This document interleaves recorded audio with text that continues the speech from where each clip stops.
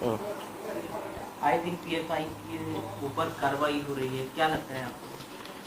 देखिए, अगर एटीएस हो या एनआईए हो, सेंट्रल एजेंसीज हो, अगर इनके पास कुछ पुख्ता सबूत है तो इसका कोई एतराज़ नहीं करेगा, कोई इसमें कोई रुकावट नहीं पैदा करेगा कि अगर वो बराबर से इंक्वायरी करते हैं, अगर उनके पास सबूत है तो। Audio Jungle.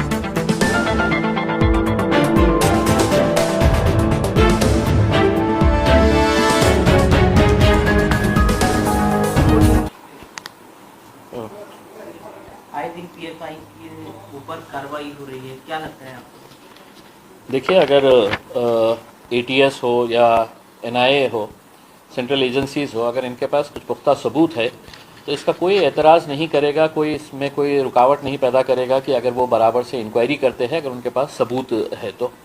और यकीनन अगर कोई ऐसा क्लूज़ अगर उनके पास है, कुछ इनपुट्स उनके पास कॉन्क्रीट अगर है, तो वो अपना काम करें। लेकिन मैं एक बात ये भी बताना चाहता हूँ कि इससे पहले जब भी कोई इस तरह के नौजवान लड़कों को अरेस्ट किया गया है, अदालतों ने कई कई सालों के बाद उन्हें बेकसूर साबित करके छोड़ा है। उसमें मैं उदाहरण के तौर के ऊपर अगर आपको बताऊं तो मालेगांव के जितने भी लड़के गिरफ्तार किए गए थे, उनको 10 साल के बाद, 10 साल वो जेल के अंदर रहे, प्रोफेशनल लड़के थे, उनको 10 साल जेल में रहने के बाद है तो फिर अदालत ने उनको बेकसूर साबित करके जेल से रिहा किया। वैसे ही नासिक की एक स्पेशल टाडा कोर्ट ने 11 मुस्लिम लड़कों को तकरीबन 25 साल के बाद उन्हें बाइज्जत बरी किया था। एक नसीर नाम का एक लड़का था जिसको सुप्रीम कोर्ट ने 23 साल जेल में गुजारने के बाद उसको रिहा किया था। तो ऐसे कितने उदाहरण हैं। हम ये नहीं कह रहे हैं कि अगर पीएफआई हो या कोई भी संगठन हो, राजनीतिक संगठन हो, सोशल ऑर्गेनाइजेशन हो, अगर कोई गलत काम कर रहा है तो उसका कोई समर्थन नहीं करेगा उसमें। लेकिन ये जो मैंने आपको उदाहरण दिया है, अगर ऐसे उदाहरण, अधिकारी तो किसी को गिरफ्तार कर लेगा, उन्हें जेल में डाल देगा, अदालतों के अंदर सालों साल केस चलते रहेंगे, और उसके बाद अगर 8-10 साल के बाद, 12 साल के बाद, 15 साल के बाद अगर वो बाइज्जत बरी होते हैं तो इसकी जिम्मेदारी कौन लेगा?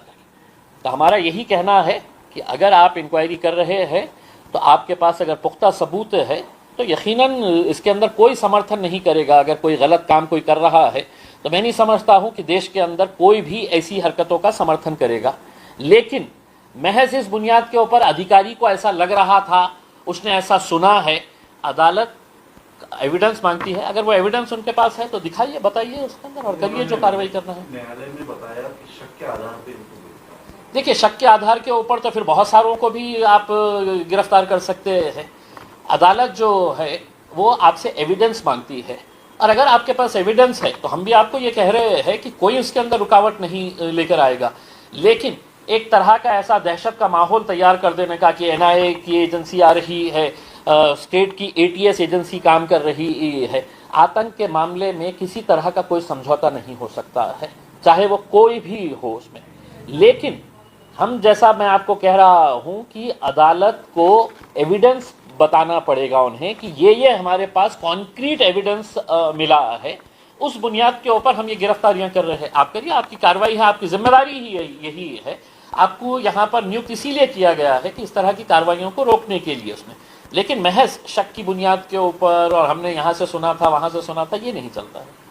कल रात से भी कार्रवाई शुरू हो गई। देर रात में पूरा ऑपरेशन करके 13 बच्चों को हिरासत में लिया है लोकल पुलिस। देखिए, हम इसके बारे में इस वजह से कुछ नहीं कहेंगे कि अगर एनआईए और महाराष्ट्र स्टेट की एटीएस अगर ये कर रही है, मेरा सिर्फ एक सवाल है। अभी मैंने कुछ देर पहले दिलीप वळसे पाटिल साहब जो महाराष्ट्र के गृह मंत्री थे, उन्होंने कहा है कि एनआईए के पास कुछ एविडेंस हो सकता है करके। तो क्या महाराष्ट्र की एटीएस, महाराष्ट्र की इंटेलिजेंस, महाराष्ट्र की पुलिस इतने साल सो रही थी आपके अंडर में? आप महाराष्ट्र के गृह मंत्री थे, क्या ये आपका इंटेलिजेंस फेलियर नहीं है महाराष्ट्र का, कि आप फौरन है तो ये कह रहे हैं कि नहीं हमारे नहीं उनके पास था करके? तो फिर आप बंद कर दीजिएगा यहाँ की इंटेलिजेंस एजेंसीज को, यहाँ के जितने भी आपके जो गुप्त वार्ता करने वाले लोग होते हैं, सीआईडी होती है, इनको सबको ख़त्म कर दीजिएगा उसमें।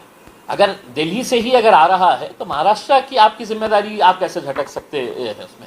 ये जो कार्रवाई चल रही है, मैं नहीं समझता हूँ कि इनके पास क्या एविडेंस है, जो कॉन्क्रीट एविडेंस। अभी फ़िलहाल चूंकि इनिशियल स्टेजेस है, कोर्ट के अंदर वो पूरी डिटेल्स नहीं देते हैं। अब कोर्ट के अंदर जब इनकी रिमांड